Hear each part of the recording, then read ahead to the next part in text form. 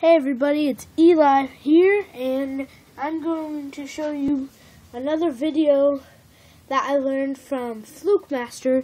He's a YouTuber and he's very good at fishing, and you can look tips from him on tons of videos, and he can give you tips on what rods to use and reels, and there's tons of videos like how to hold a bass, what lures to do, and also what I'm about to teach you. So, I'm going to get down to business. So, a lot of you know what this is.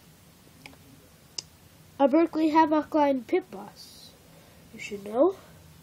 I bet a ton of you ought to notice that sometimes the head of it, since you rig so much, it can get all torn up. So, just like this one. This is a good color, and I hate it when it does that.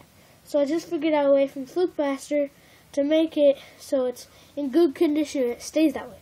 Okay, so what I'm going to do here is I'm going to get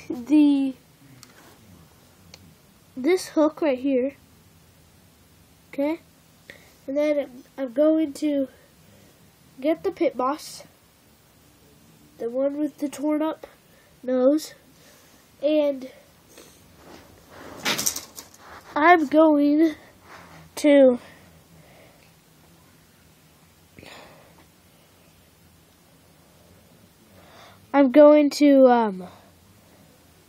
this side right here, I'm going to hook it through the snout like a normal Pit Boss. And if you don't know how to rig a Pit Boss, that's okay. I'll just show you right here. And then you rigged it through the snout, and then you pull on the Pit Boss like that, and then you start sliding the Pit Boss down the hook, and then you get to this little notch, and then you slide it up there, just to the eye of the hook, and then you're gonna get the hook like this, because you just turned it. You just turn the whole Pit Boss around. You're gonna get it like this, and you're gonna pull on the back of the Pit Boss like that, and then your hook's gonna be like this. And then, so something that's good to know is that when the bottom of the hook, it's only with this kind of hook, the bottom of the hook, wherever the bottom of the hook is, that's where you need to put the barb in. So the bottom of the hook is just right there. So I'm gonna bring the Pit Boss down a little bit, and then I'm gonna squeeze on the Pit Boss. Now I'm gonna pull the hook through, and then it's gonna be a Texas rig Pit Boss right there. That's a Texas rig Pit Boss, and that's a good way to rig the Pit Boss. One of the few ways.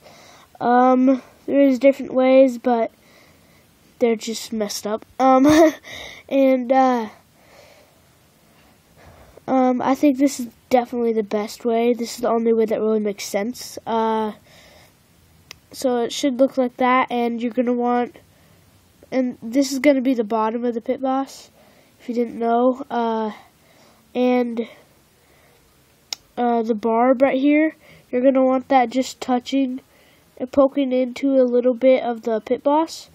And then when the bass chomps down like this, the hook is going to poke out like that. And then the bass is, and then you set the hook, and then the bass is going to be on your line. So now what you've been waiting for is how you fix up the top, because sometimes the Pit Bosses can even just seriously like rip halfway off of the hook, and that's definitely not good. So here's how. I'm gonna put this aside with my other box, okay?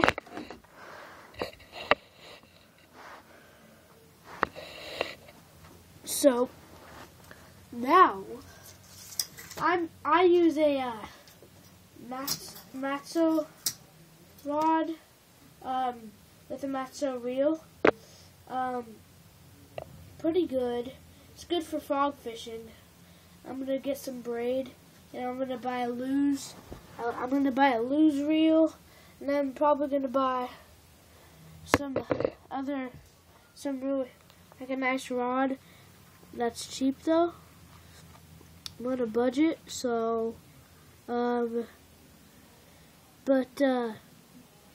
so here's a Pit Boss on my Matzo rod. I just got mono on here right now, just 8 pound. But I'm gonna get some braid. But anyways, so I have it rigged and everything. But now what I need to do is, I don't have it with me, but you can get up here.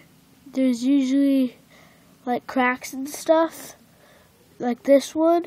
And what you're gonna do is, while it's rigged, while the eye of the Pit Boss is just poking out of the top, what you're gonna do is, in the cracks, you're gonna put super glue or Gorilla Glue in there, and then that's gonna fill up the cracks, and your hook can still usually get out if you put a good amount in the right places. So the hooks will still get out. You have a perfectly fine Pit Boss. So that's a really good way, and I learned that from Fluke Master, like I already said, and yeah, he's really good. He's a really good YouTuber. You guys should really check him out. I've learned a lot from him. Also, Bama Bass, and Colby Pearson on YouTube. Follow Colby Pearson on Instagram. Colby Pearson is a really good fisherman, and I actually live near him, and I met him. He works at Sportsman's Warehouse down in Medford, Oregon. So now what I'm gonna talk to you about is how you can do the same with Senkos, which is the same thing. You do the exact same thing, which is good because there's nothing really different that you have to do. So that makes it pretty easy for you. And please check out my next video, which is to be on the 10 best bass lures, the top 10, and after that I'm gonna make a video on worms and Senkos. So see ya.